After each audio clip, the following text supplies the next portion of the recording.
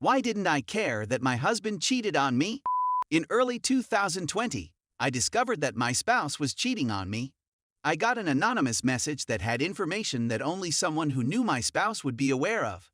When I confronted him about it, he lied to me, stating it was a one-time occurrence in 2019. He asked whether I recalled the images I discovered a year before. He was alluding to some intimate photos I discovered of him, which proved that he had a penchant that he kept hidden from me. I'm not going to dig into it since it seems too personal to post online when the person in question is embarrassed by it, even if it's anonymous. I thought at the time, in my naivete, that he had shot the images merely to do it. Because he appeared so embarrassed, I guess I ignored the notion that he was sending them to anybody. I figured he didn't want anybody seeing them. It never occurred to me that he would have a completely distinct, hidden connection with individuals online where he freely expressed himself in that manner.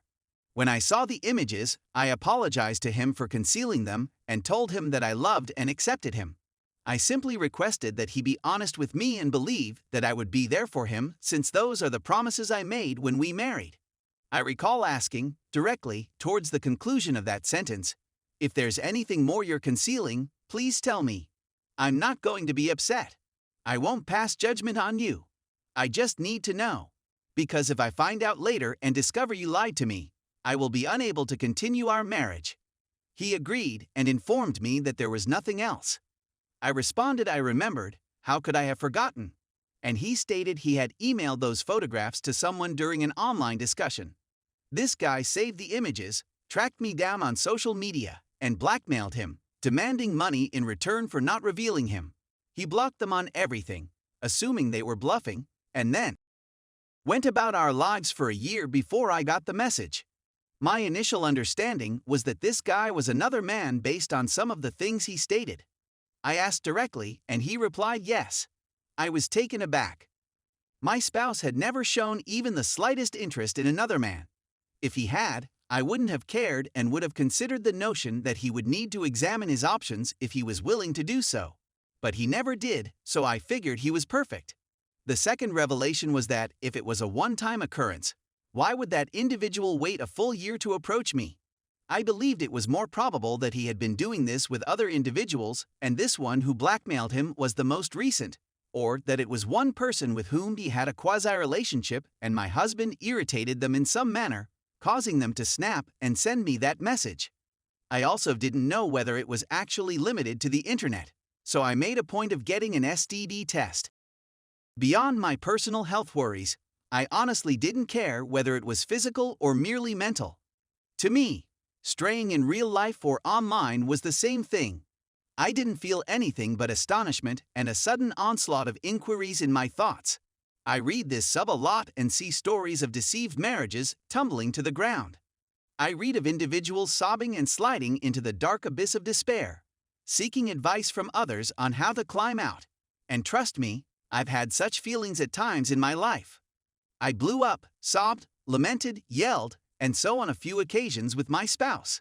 I hadn't felt anything for him in a long time, but I did, or perhaps my own self-esteem.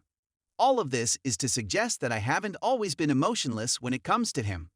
Perhaps the most important detail is that when he informed me, "I'm free now," I could only think of one actual, physical thing. We've been married for the most of our 20s, and at least half of that time had been spent me attempting to repress the cravings I had that he just refused to meet. I put up with his irritability and laziness. I put up with drinking and recklessness with money. I tolerated and loved him despite his significant weight gain and self-imposed work troubles. In bed, I put up with hygiene concerns and selfishness. I was never sure whether I'd made up my mind or if I should see it through.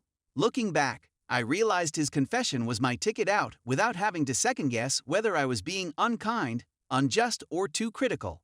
I don't think you need an excuse to leave a relationship if you're unhappy, but I do think you should fight for your marriage. It was difficult for me to distinguish between going through the troughs of a marriage and putting up with bulls that you shouldn't have to. For years, the battle raged inside me. Despite the fact that everything was rather straightforward, I found myself wondering whether I could forgive him, blame it on his intimacy, difficulties, and childhood trauma. After all, I wasn't romantically distraught in such a manner that it would have driven an emotional choice one way or the other. So I gave it a go for a bit. I worked really hard on it. However, he got worried about my loyalty and was always accusing me of cheating, following up on me, and keeping tabs on me. I'm not sure whether he was terrified of revenge. For a time, surprisingly, I put up with it. We had numerous chats in which I felt nothing but sorrow for his obvious humiliation and rising rage at his boldness in accusing me of outrageous acts of treachery. I was bitter because I had spent all these years trying to make our relationship pleasant and full. I was in charge of both the and the cleaning. I cared for him emotionally and occasionally physically, such as when he was in a serious automobile accident and required my assistance for months. I washed the clothes. I was in charge of our animals, while I was sleeping in our marriage bed. He was enjoying late-night encounters for the thrill and fulfillment. And when he wasn't at work, he was gambling, munching, and playing games on his phone throughout my waking hours. I knew that if I left, I would not grieve him, but rather my life. At the very least, we were buddies. It's not enough for a married couple, but it's enough for an introvert like me. I'd be sorely missing the comfort of it. I would dread informing my family, particularly since I knew my moral compass would prevent me from telling them why I was going. That means it would seem as if I was leaving for reasons I couldn't even understand, portraying me as a wishy-washy fair-weather wife. I disliked my spouse, but I wasn't willing to call him out for whatever it was. Fast forward a few months. I'd had enough of the minefield that was our relationship, and I couldn't cope with his explosive jealousy or the fury I was feeling. I informed him I was going and we were splitting after yet another disagreement in which I lay out my emotions and conditions, and he stared at me, rage pulsating behind his eyes, and told me I was heartless and unfeeling. I told him I was going to search for an apartment and that I would bring everything I wanted and needed. I didn't want to remain at home for a variety of reasons, and I secretly liked the thought of him having to take care of himself, the house, and everything else in his life. I felt he'd either realize how difficult it was, or he'd live in a dirty house, wearing filthy clothing and eating leftover takeout every day instead of the home-cooked meals he asked and that I provided, which he enjoyed. For me, it was a little win-win situation. It was emotional and difficult when I left, but I didn't feel betrayed or shattered by him.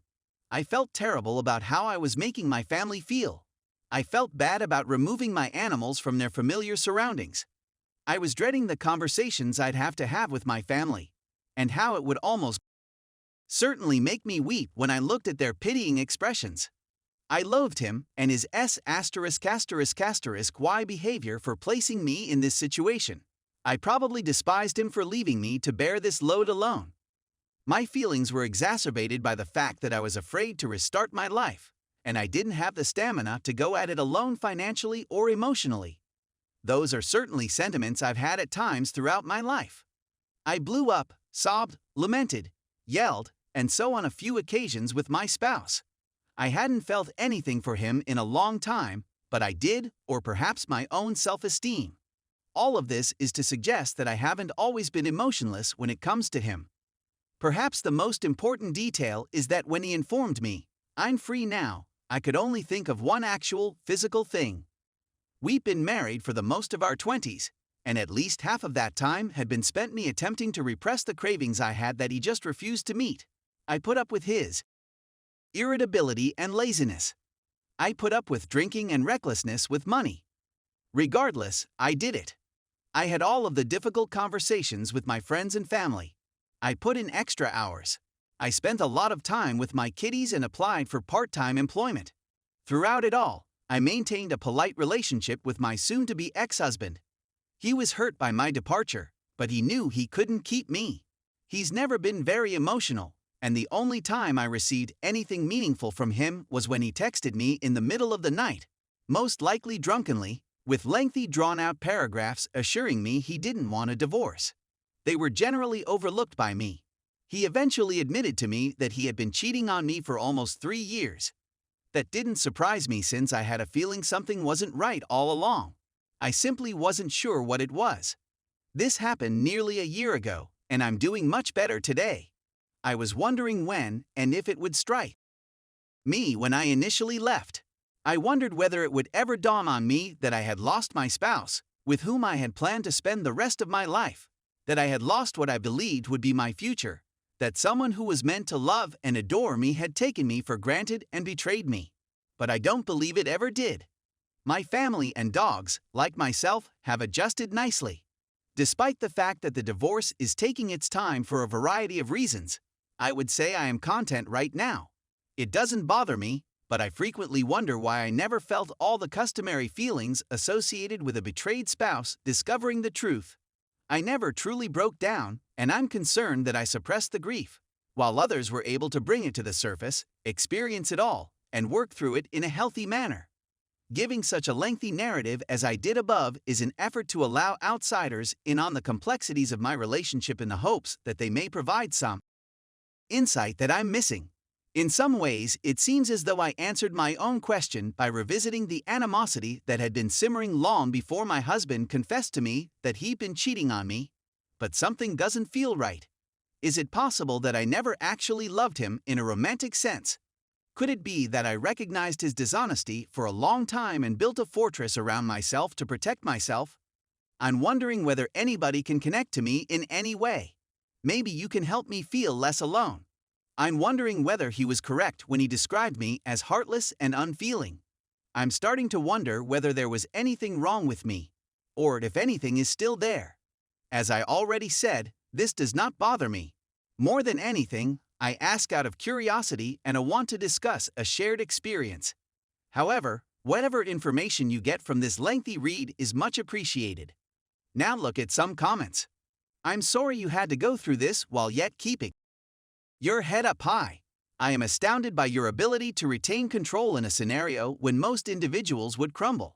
Regarding your lack of feelings, it's likely that you went through so much with your marriage that you became like a boxer who is so injured that he no longer feels the strikes thrown at him. Your compassion for your husband, as well as your openness about his sexual orientation, were wonderful. Again, the majority of men and women would be saddened by what you went through. I wish you well and hope that everything works out for you. You are more than worthy of a better life. The intellect is a wonderful thing.